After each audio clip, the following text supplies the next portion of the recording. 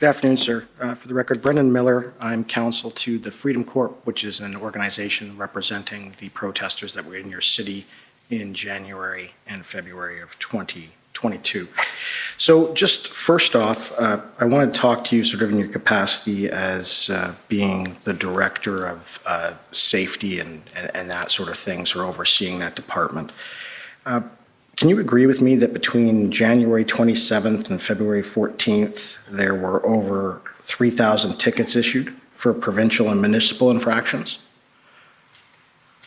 That sounds correct. I'd have to actually look at the numbers, but we did provide all of those documents through the disclosure process. Right. And were some of those tickets issued by the bylaw office? Most of them were issued by the bylaw office. Right. And I take it that during the issuing of those over 3,000 tickets, none of your bylaw officers were assaulted? There were some contentious times, and so I can't say that none of them were assaulted, not that I know of. Not that you know of, right. So you never had reported to you and no charges were laid against any protester issued a ticket with respect to physically assaulting a bylaw officer? No, I just know that a couple of them got swarmed, but that they didn't get physically assaulted. Okay, so 3,000 tickets is a lot. That's a lot of interactions with a lot of protesters, and not a single assaulting a peace officer charge was laid in relation to your bylaw officers. That's correct. Now, the numbers I understand is that between January 27th and February 14th, there were a total of 31 arrests made. Is that correct, of the protesters? You'd have to ask the police that. I don't capture those numbers. Okay. You don't keep those sort of numbers? You don't capture those sort of numbers? I don't manage the police. I manage all other emergency services in the city of Ottawa. Okay. To your knowledge, is it not true, again, you don't have to, if you don't have the information, please just advise. To your knowledge, is it not true that only 16 people of the protesters between that same time period, January 27th and February 14th, were charged? I can't speak to that. Thank you.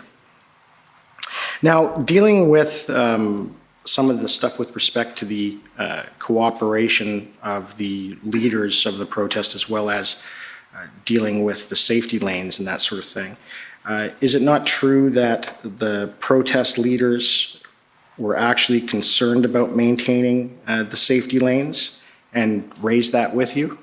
They did. Right. And they wanted to ensure that the lanes were open so that emergency vehicles could always get through? Correct. Right.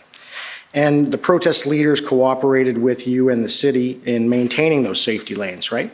Yes. Right. And they maintained them? For the most part, yes. Yeah. And when new trucks would even arrive, they even organized to talk with what they refer to as block captains. Did they relay that to you? No. All right. But when new vehicles had arrived, to your knowledge, you agree that they always organized to make sure that those safety lanes were open? Yes. And you did have, I believe, your fire chief even do an inspection of the Coventry Street, or Coventry? Yep. Just for clarity, the fire chief wouldn't have done the inspection, but one of his chief officers would have. So there are many different chief levels within the fire service. Right. And when that fire chief did the inspection, he asked them not to have any open, he did not, or he asked them not to have any open fire pits. Isn't that right? I can't speak to that. I don't Okay. know the contents of that. Right. I understand that you attended a logistics meeting at City Hall on Sunday evening of February 13th to discuss the truck's moves. Yeah, that's the only time I ever met with the organizers of the protest. Is it not true that at that meeting the protesters explained